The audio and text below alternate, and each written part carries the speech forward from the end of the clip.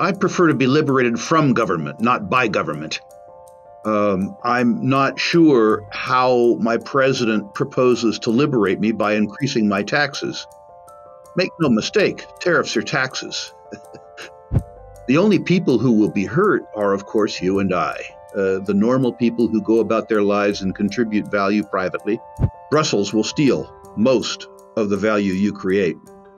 Were Mr. Trump really concerned about restoring the industrial might of the United States, he would change the tax code. Do you think it makes sense then for Europeans, or specifically the Dutch, for example, in this case, to repatriate all the remaining gold that's still in New York, and in our case? Absolutely.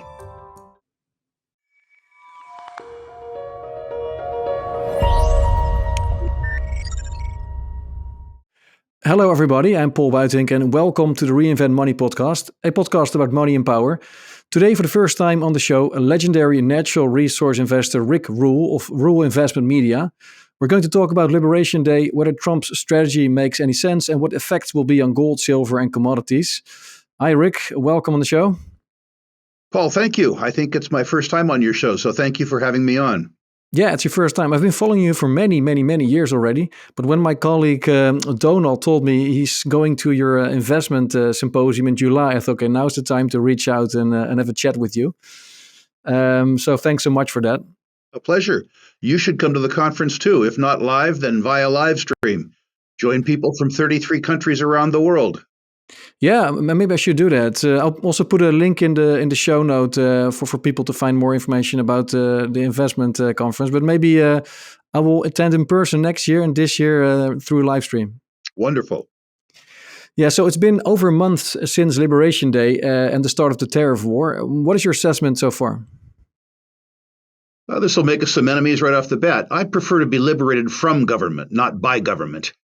I'm not sure how my president proposes to liberate me by increasing my taxes. Make no mistake, tariffs are taxes. The idea that the idea that the provider of goods pays the tax rather than the consumer of goods is silly on the face of it. So you can probably determine from that answer that I'm a bit of a skeptic of anything good coming out of, quote, Liberation Day. One more time. I'm all for liberation. I prefer to be liberated from, not by, government. Yeah, and so what do you think is going to happen next then? Is Trump eventually going to blink, or, for example, is China going to blink first? How is it going to evolve? I think that the Chinese will use this to drum up domestic political support for a strong China. I think Trump will use this to drum up political support domestically for a strong U.S., which is to say, I think there'll be an awful lot of theater around it. I think a few million innocent folks will get hurt. And I think over 6 months, it'll all sort itself out politically.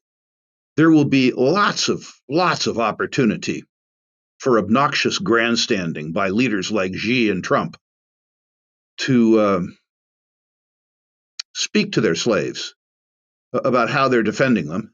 And in the end, there will be a series of backroom deals, all slimy, all political, where both Trump and Xi reward their friends with exemptions and punish their enemies. This is the opportunity for domestic rent seeking on a truly epic scale.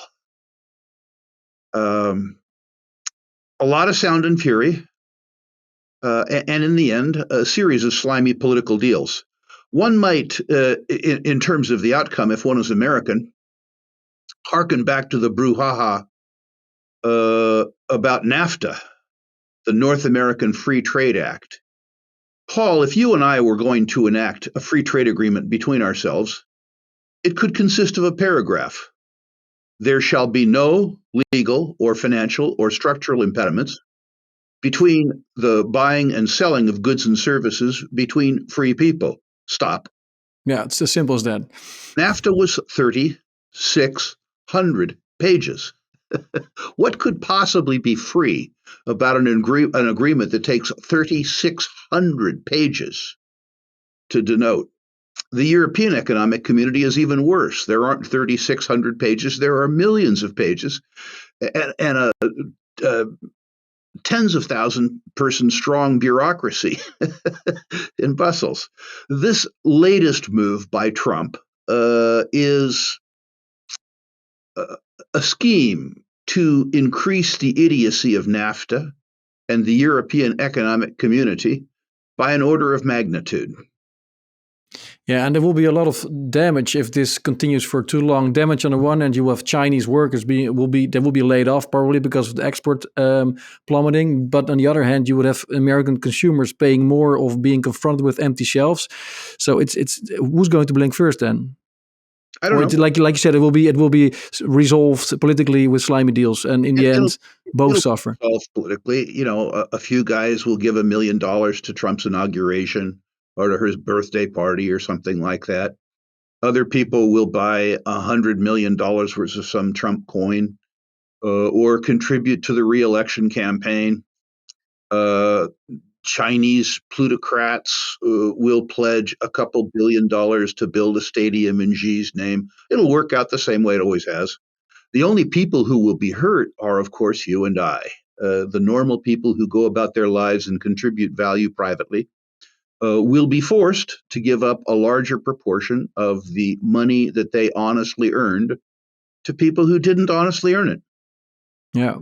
Well, you're an American, right? I'm European. I'm based in the Netherlands. Maybe I could benefit from all this as a European? If it wasn't for the European Union, sure.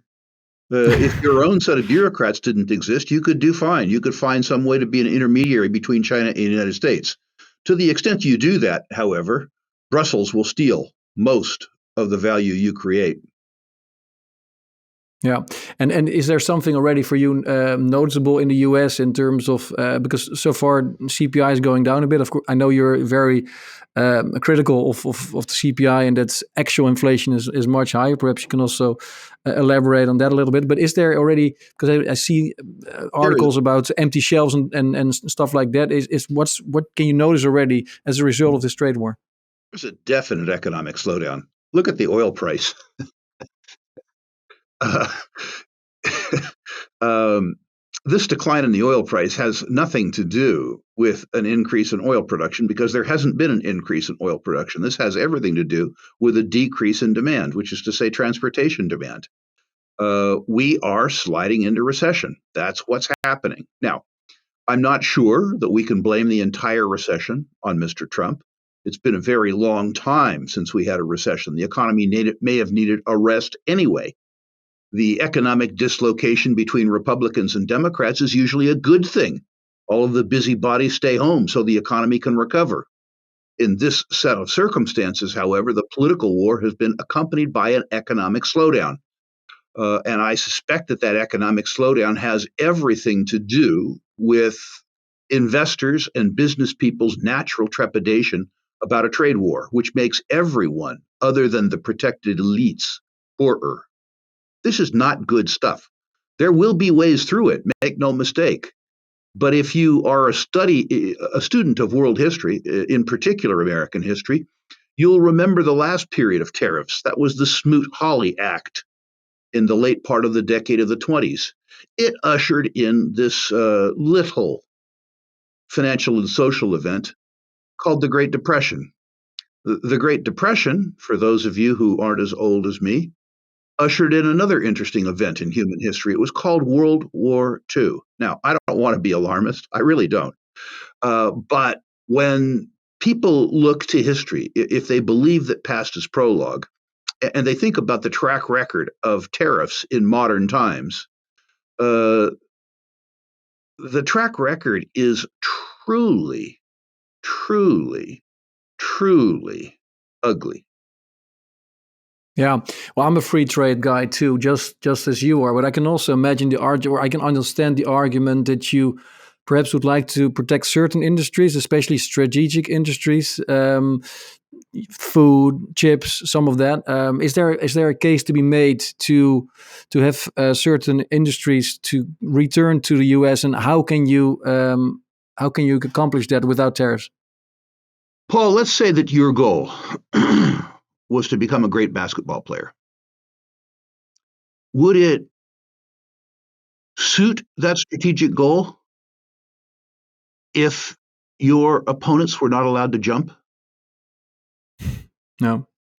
Well, you can How become the best, but that doesn't make any how sense then. do you make an industry better by restraining competition? If the United States wants to revive heavy industry, they don't need to penalize Europe or China. They need to reform the US tax code. If you and I were to build a shipyard in socialist Sweden or in communist China, and we built a tilt-up concrete building, the typical form of construction for very large factories, in the United States, we would depreciate that construction cost over 33 years. In other words, we would take 3% a year off our tax via depreciation. In Sweden, or in China, or in Singapore, we would expense that building in the first year against all sources of commercial income. The US tax code is geared towards consumption. The tax code in competitive countries is geared towards production. Were Mr. Trump really concerned about restoring the industrial might of the United States, he would change the tax code so that more of the money that was invested by investors was returned to investors, and less of it was available for political dispensation. Yeah. So the libertarian recipe would work in your view. One would suggest it's worked fairly well for China. For many, many, many years, China suffered starvation and rural penury.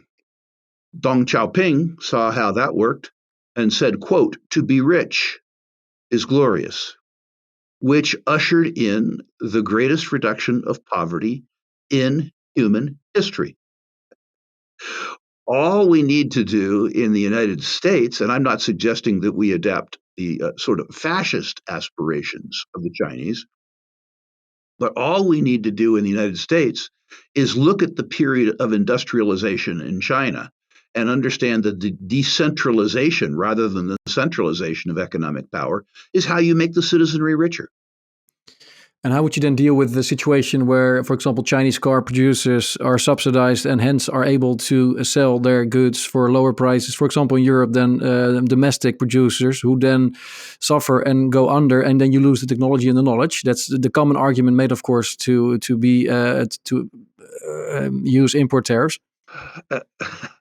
Any study of American economic history would cause the student to understand that the automobile industry in the United States has been subsidized since the 1950s.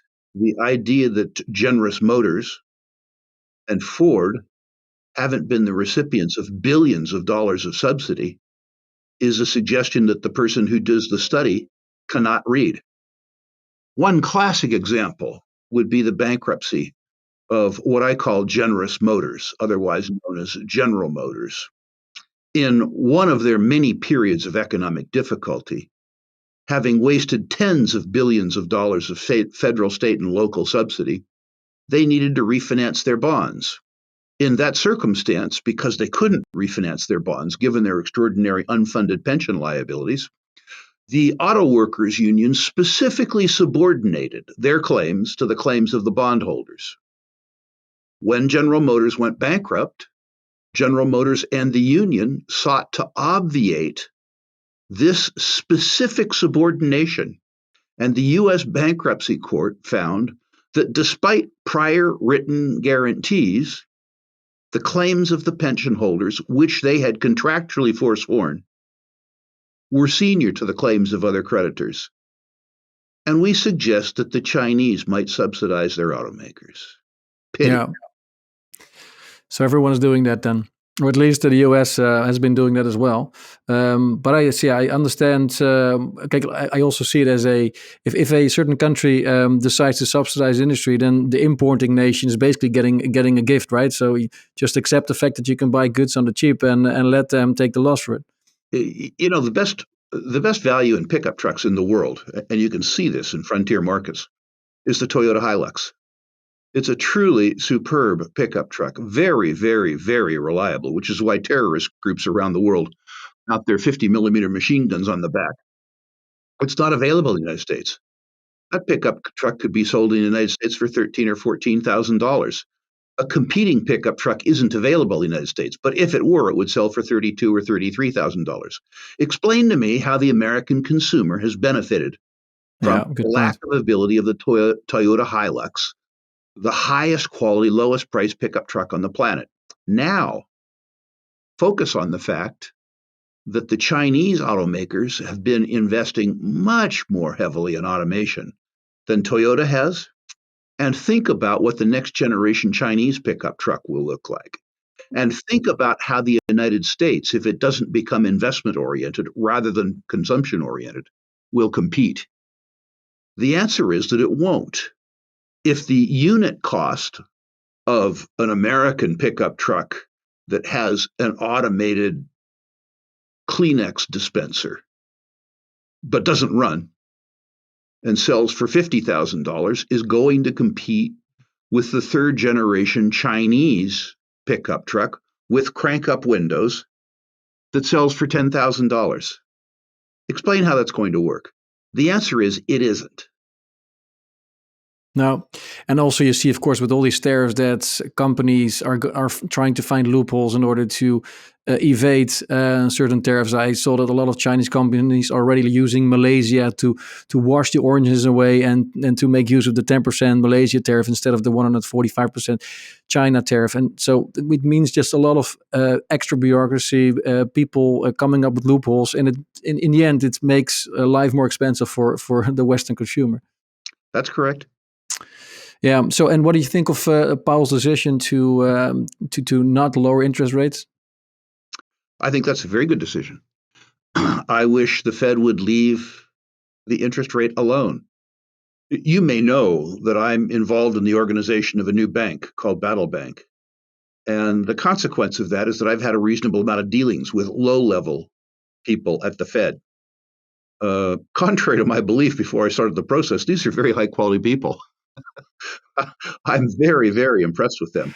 And Yeah. I would suggest on a non scientific basis, that is to say, the people that I've come in contact with at the Fed, that there's a belief within the Fed that the only arm of the US government that stands between us and the total deterioration of the purchasing power of the US dollar is the Fed. They believe individually, this isn't the opinion of the institution, but institutionally, unanimously, they believe that neither Congress nor the executive will ever cut spending, will ever reduce the deficit. And they believe that any maintenance of the purchasing power of the US dollar will be down to the Fed trying to resist the impetus, the political impetus to increase money printing and artificially lower the interest rate. Okay, it's interesting to find to get that insight then, because I imagine at your age you've been so skeptical of the workings of central banks to get this insight that some of them at least are on the same side. And when it comes to trying to preserve purchasing power, if that works at all, because at the same time the Fed also has the mission to keep the system afloat.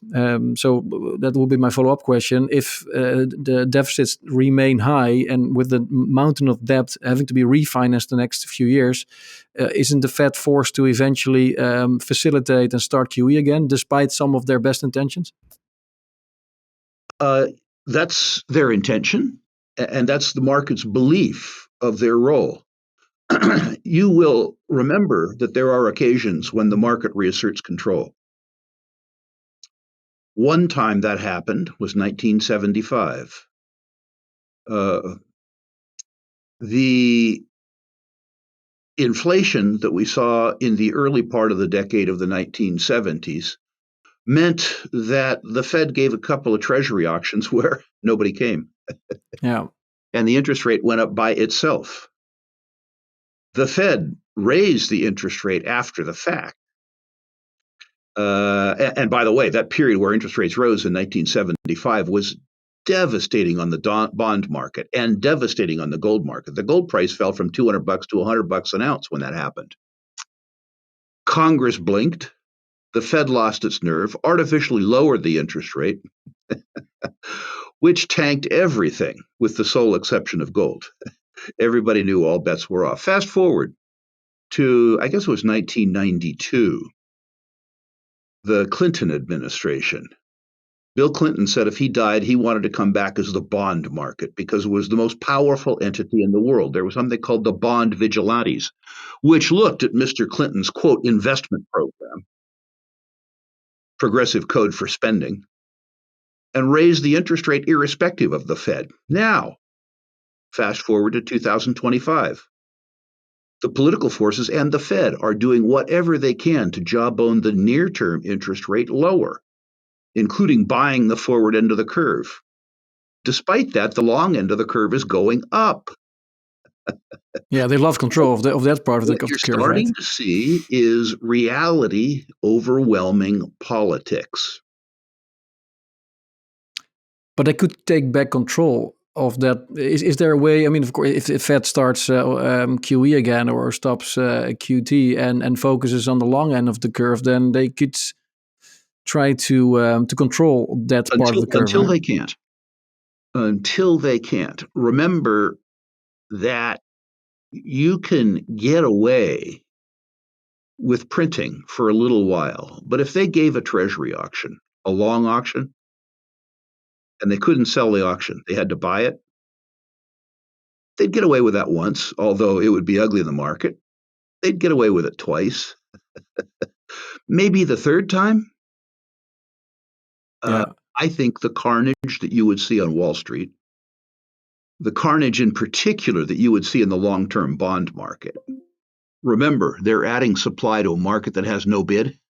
What does that do to the price of existing bonds? The disintermediation out of existing product into newly created specie would be devastating for the bond market. But the latest auctions were relatively oversubscribed, right? And popular. Yes, I was surprised by that. People are afraid of recession. Understand, though, if you're talking about a 10-year market, a 20-year market, and a 30-year market, you aren't measuring performance in the market by weeks. Oh, Think through the period 1975. That was the most tumultuous financial time I ever lived through. We saw skyrocketing interest rates, plummeting interest rates, skyrocketing interest rates, all within 1 year. The amount of money that institutional holders of long-term treasuries experienced over the year 1975 was mind-boggling. These guys went from morons to being triple geniuses to being morons, all in 9 months. So when you talk about the fact that one auction was well attended, think about the 30-year duration of the bond.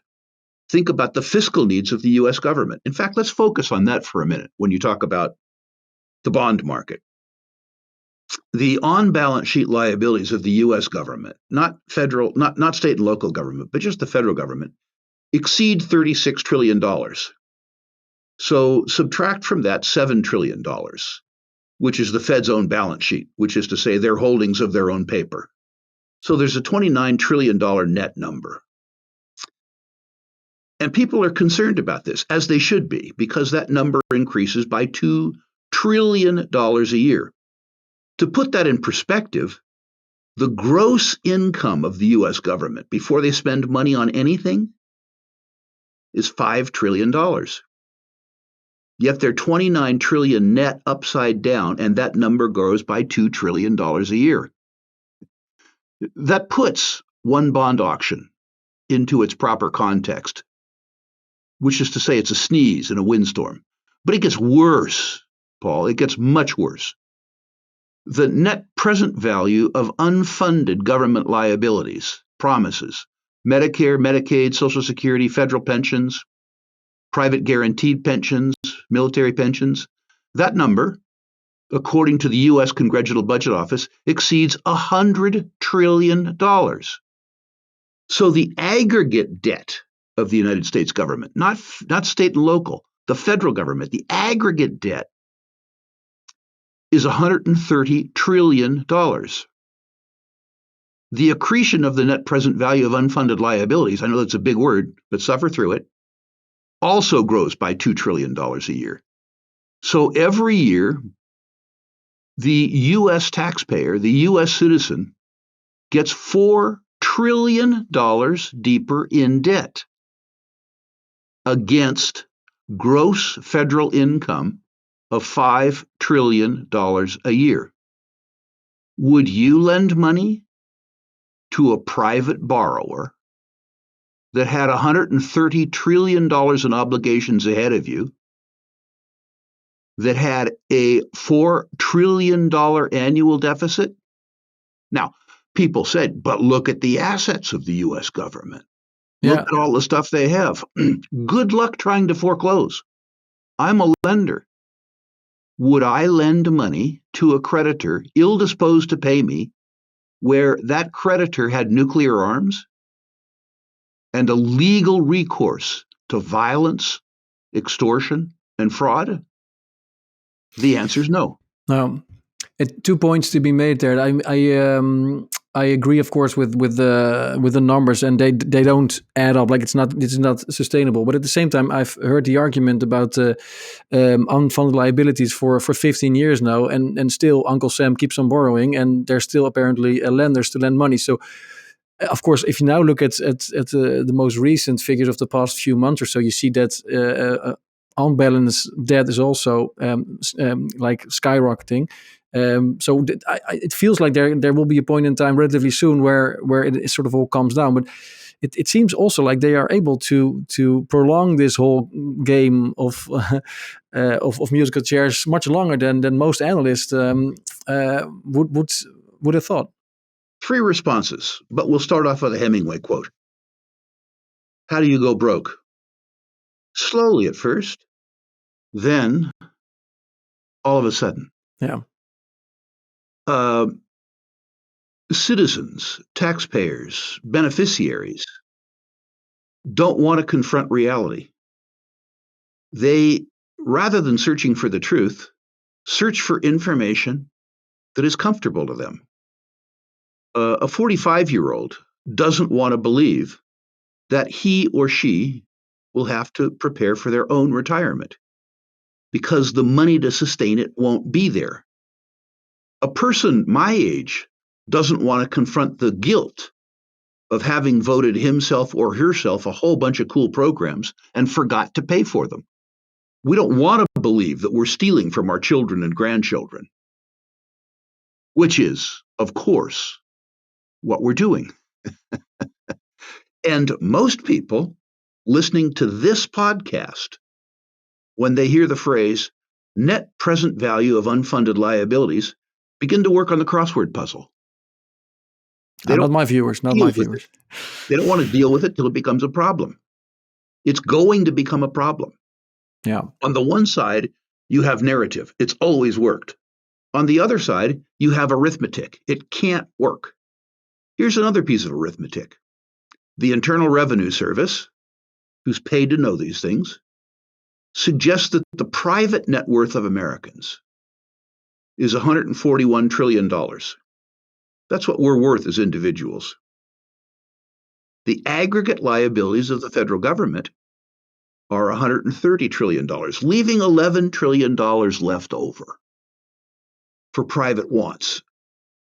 But it gets worse because those deficits that we talk about, unfunded liabilities and on-balance sheet liabilities, increase, according to the Congressional Budget Office, by $4.5 trillion a year.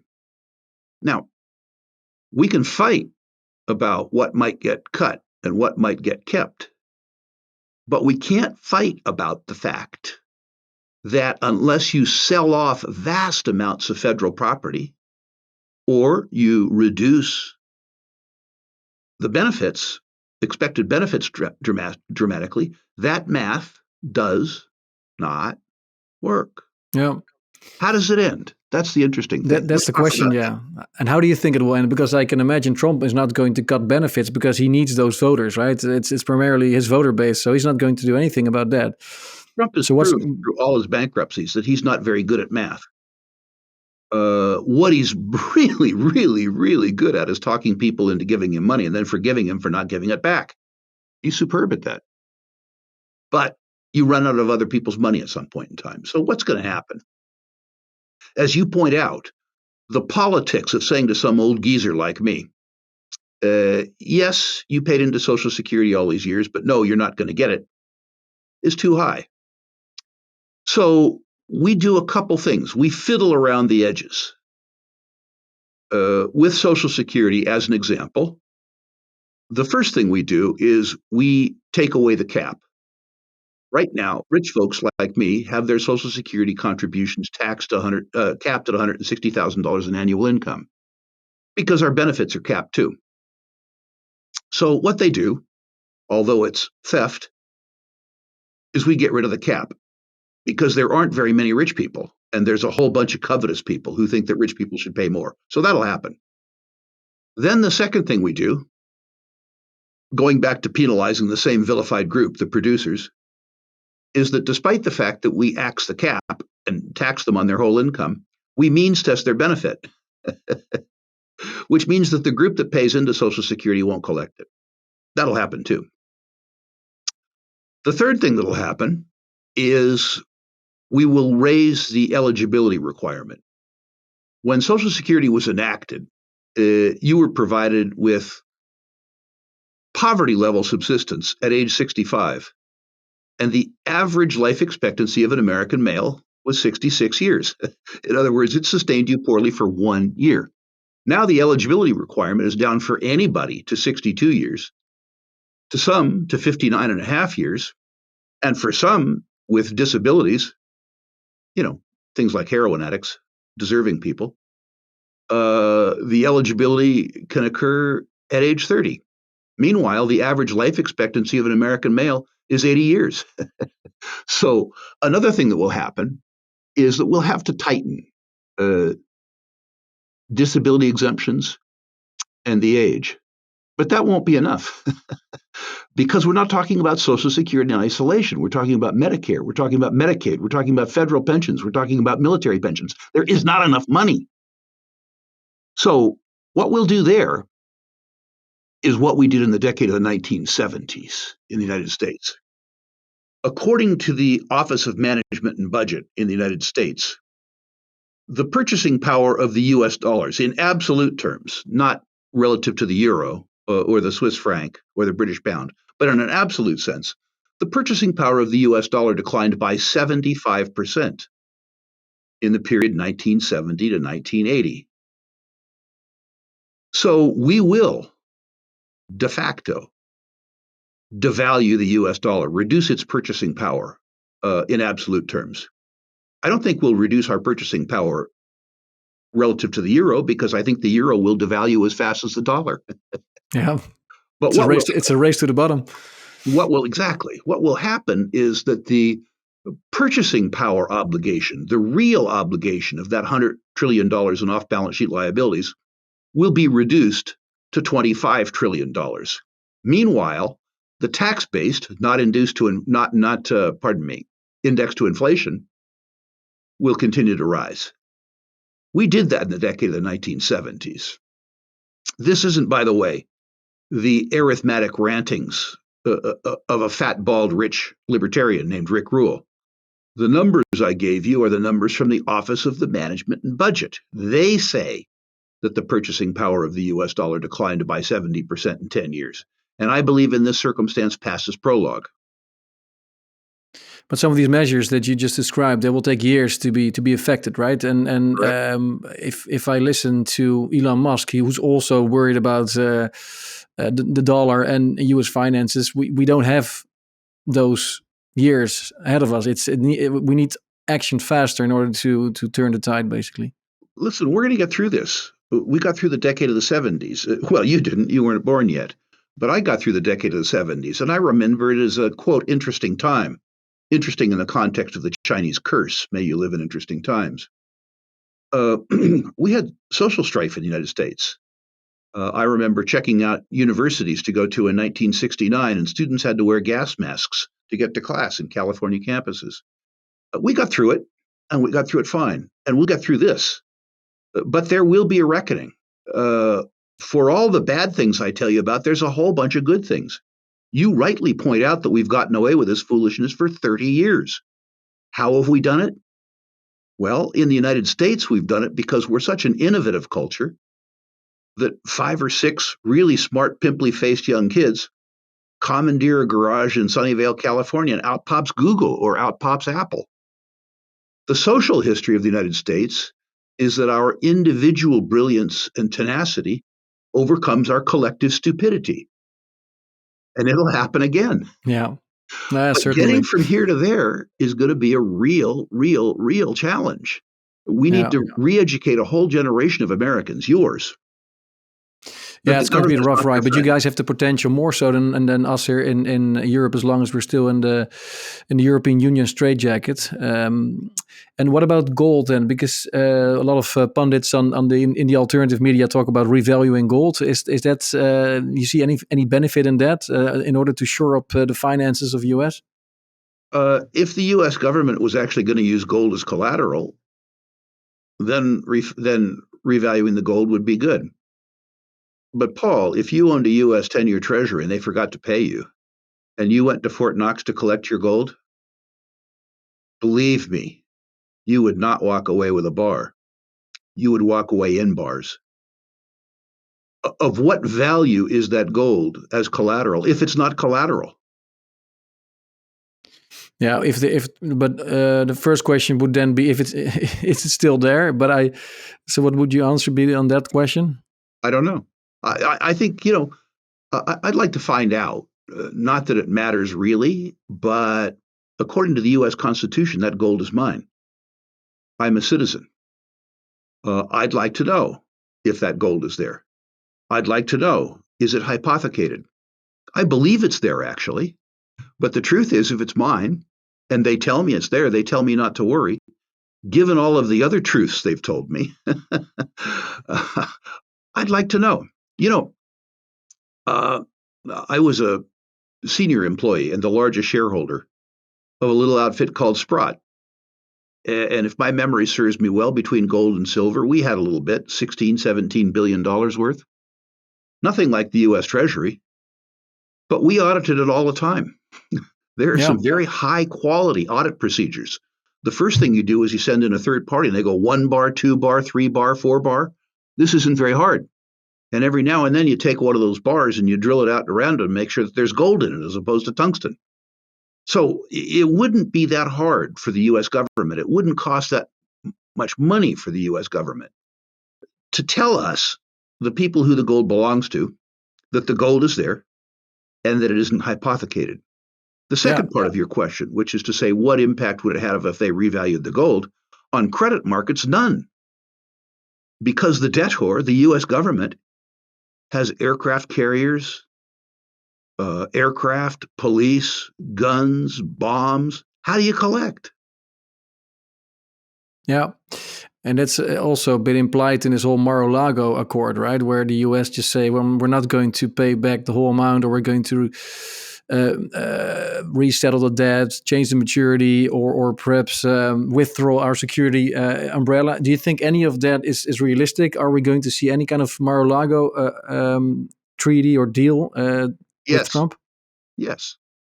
Unlike most voters, I read a book, The Art of the Deal, by this guy named Trump. And he's fairly straightforward. Mr. Trump doesn't believe in a transaction that has 2 winners. He believes in a transaction that has 1 winner. He believes that you enter into a transaction for your benefit, and he's perfectly willing to eliminate an agreed upon benefit for the counterparty if he believes it's in his interest. He's a transactional person. I have lived my life, not always successfully, but I've lived my life in trying to occasion transactions where both parties benefited. Same here. Where the person who I bought from wanted to sell to me again, and where the people who bought from me wanted to buy from me again. That isn't what government's about. Yeah. No, I You, agree. Trump is the ultimate politician. I think it was Gore Vidal. Maybe I'm getting my quotes wrong. I think it was Gore Vidal who said that you can understand politics if you look at the root of the word, poly from the Greek for many, and tick from the English colloquial for small blood-sucking insect. And if you think about the process as being a lot of small blood-sucking insects, each trying to extract the lifeblood of the other and each trying to protect his or herself from his fellows, you understand the nature of politics, including Trumpian politics. Well, given that, do you think it makes sense then for the Europeans, or specifically the Dutch, for example, in this case, to repatriate all the remaining gold that's still in New York, and in our case? Absolutely. Absolutely. That gold is allegedly security for Dutch obligations.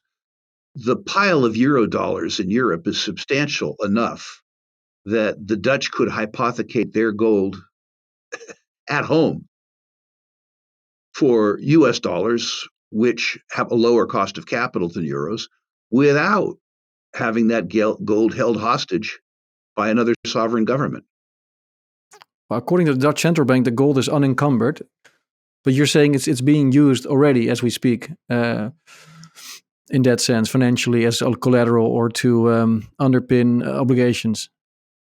In a circumstance where a sovereign issuer issues full faith and credit bonds, uh, every asset and every call on that society is theoretically encumbered. What the Dutch government is telling you, and my government is telling me, is that our gold isn't specifically encumbered.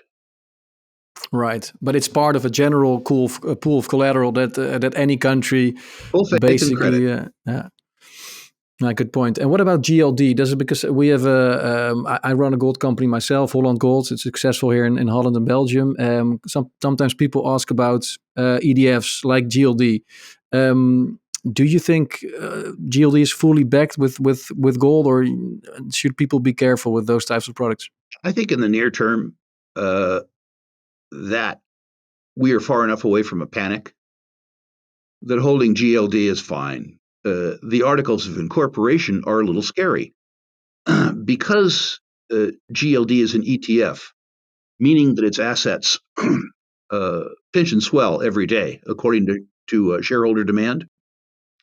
There are days when more money comes into GLD than the counterparties have the physical availability of gold. And so GLD is allowed to accept, particularly from the primary counterparty, Hong Kong Shanghai Bank, delivery receipts. In a panic, GLD becomes, for part of their inventory, the unsecured creditor of the banking counterparties. When we set up the Sprott physical trusts, we set them up specifically because the guy whose name was on the door, Eric Sprott, said, well, there isn't much to worry about in GLD. I don't want to worry about anything with my gold. In other words, only physical delivery. That's why we didn't set it up as an ETF. We didn't want pinches and swells in the daily volume. We didn't want to have to transact daily. We didn't want anybody to have to owe us anything. Even in days when we have more cash that comes in, we don't have to buy gold on that day. We have to buy gold within 6 weeks.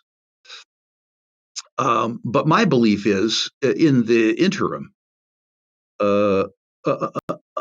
until or unless things get really truly ugly, where you're concerned about the viability of Hong Kong Shanghai Bank, JP Morgan Chase, you're fine owning GLD. I don't own GLD personally because I have very large holdings of our own product, the Sprott products.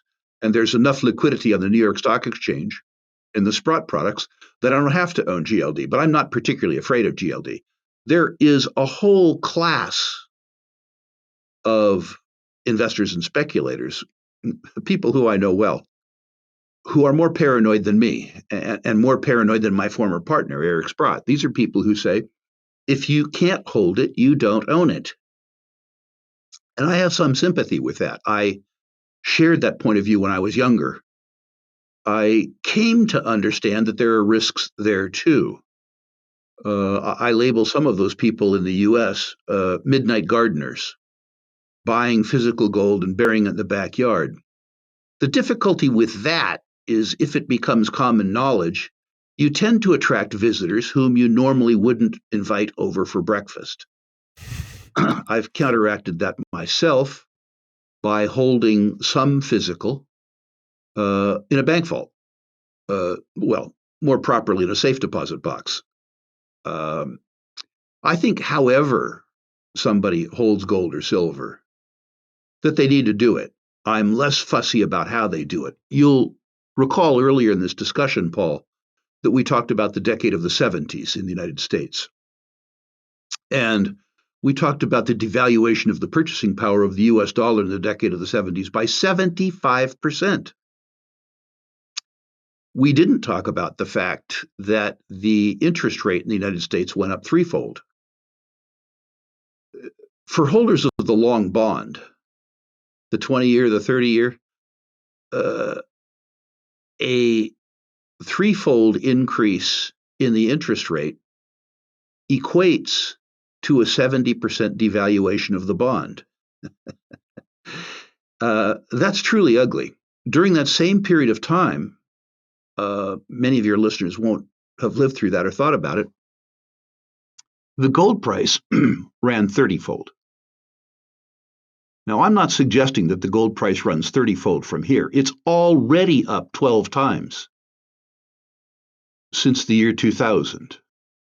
But it wouldn't surprise me at all if beginning in 2025 and ending in 2035 or so, the purchasing power of the US dollar again declined by 75%. If that happens, I would expect a concomitant rise in gold. Yeah, I would expect the same thing. What about silver, though? Like a lot of people, of course, expect silver to rise in the end as well. And they point out the gold-silver ratio. I always say, look, you cannot really use the gold-silver ratio to extent that you say, look, back in the day, it was 16 or 20, so it should return to that ratio. Back in the day, silver was money, and now silver is primarily an industrial metal, and gold is first and foremost money. So the ratio isn't the same now as it used to be, and it will not be the same in following that logic. But what's your view on silver, and when is it going to catch up, and when should that happen? Well, the ratio is a factoid. 16 to 1 reflects the relative scarcity and abundance of gold and silver in the Earth's crust. But that doesn't matter. It doesn't go to utility. In other words, what's silver and gold used for? And it doesn't go to production costs. Most silver in the world isn't produced from silver mines. It's produced as a byproduct of base metals mines. And in that case, often the silver is effectively free. The mining cost is paid for mining copper. You just subtract the silver from the waste stream in copper production. So the idea that because the gold-silver ratio is 100 and the relative scarcity is 16, that doesn't mean much, except that in the near term, people's actions are governed by their thoughts rather than by reality. So in that sense, the gold-silver ratio becomes something. It becomes a justification to do something that somebody was going to do otherwise. In my experience, Paul, and I have to let history guide me, I've been through 3 precious metals bull markets in my life. And in each case, the bull market was led by the metal itself. It was led by the fear buyer. And that was the gold bullion market, not the silver bullion market. Once the momentum had been established in the gold bullion market and that price momentum had justified the gold narrative, and once the higher gold prices generated higher cash margins for gold producers, the gold stocks moved next. We've seen that happen in the last 14 weeks in equities markets. Gold led, by the way, driven by central banks, not by retail buyers. That momentum brought retail buyers in. They began to buy into the gold ETFs something like 30 weeks ago. That momentum just now, 13 weeks, has begun to find its way into the best of the best producers. What happens from here, make no mistake, we're in a gold bull market, is that leadership in the gold bull market begins to transfer from the best of the best to better valued but higher risk intermediate producers and small producers.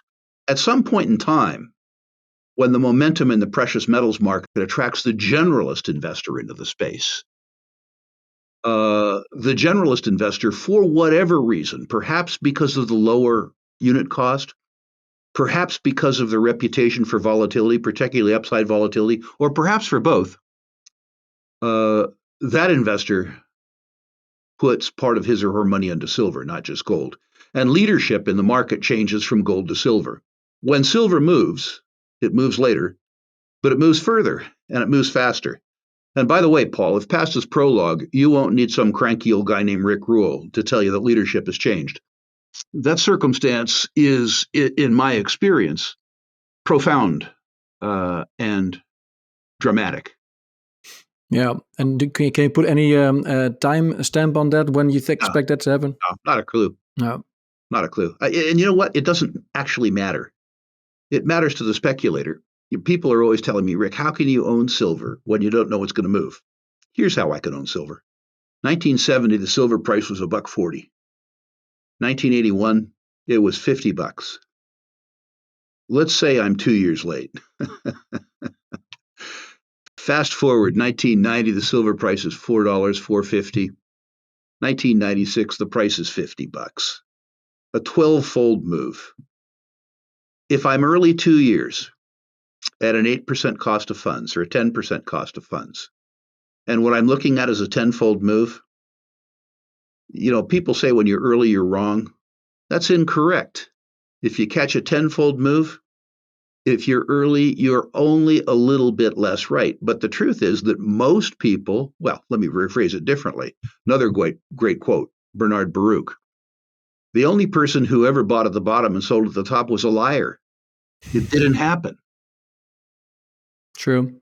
Well, I know you have to run to a next meeting, Rick. But thanks so much for making time available for me and sharing your insights. Just to wrap up, where can people find more about your symposium? I will also put a link in the show notes. Perhaps you can just say when it is and what people can expect. A couple things. Thank you for the opportunity for the commercial. First of all, you can access me for free. Anybody who wants can go to my personal website, ruleinvestmentmedia.com, all one word.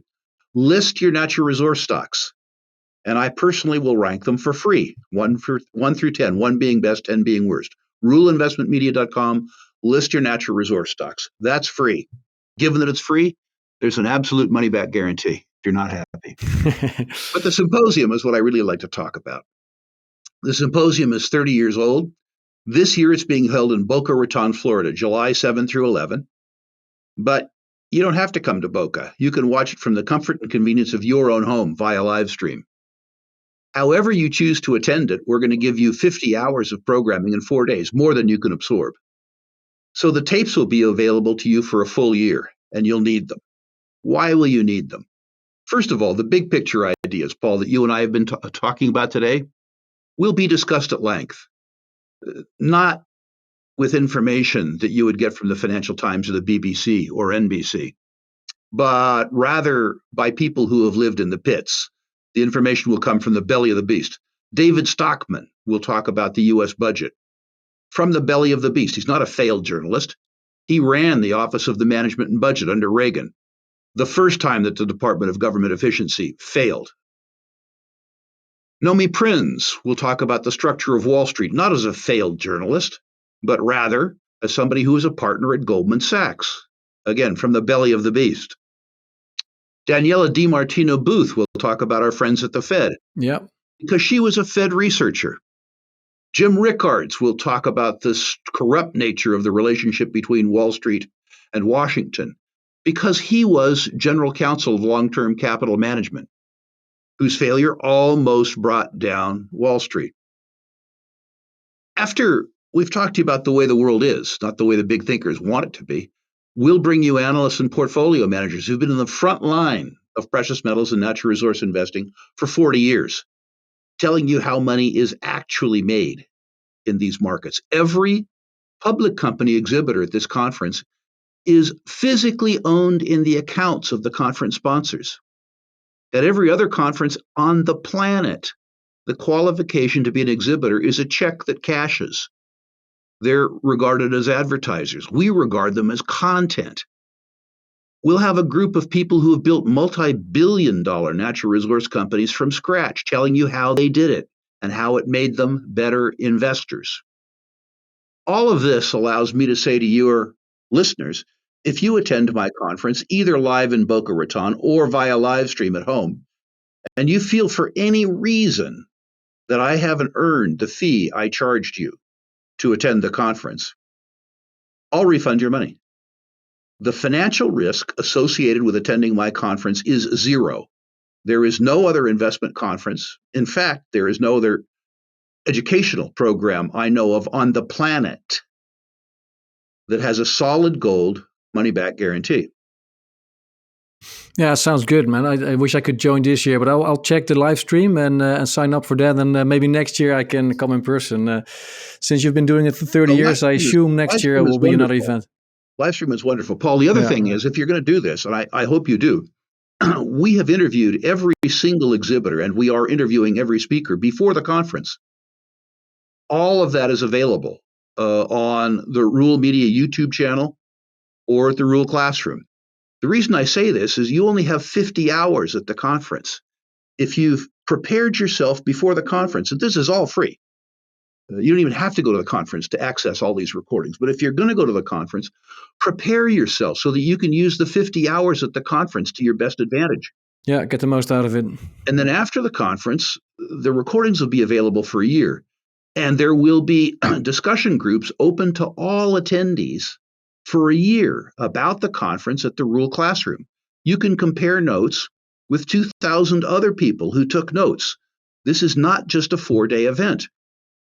Yeah, it's a hive mind. Well, it sounds very good, Rick. I applaud you, and hopefully a lot of people will attend like all the other years. Thanks so much for being on the show. I'll put a link to the symposium in the show notes, and I look forward to seeing you in person perhaps next year and continue our conversation. I look forward to that. Thanks so much. Bye.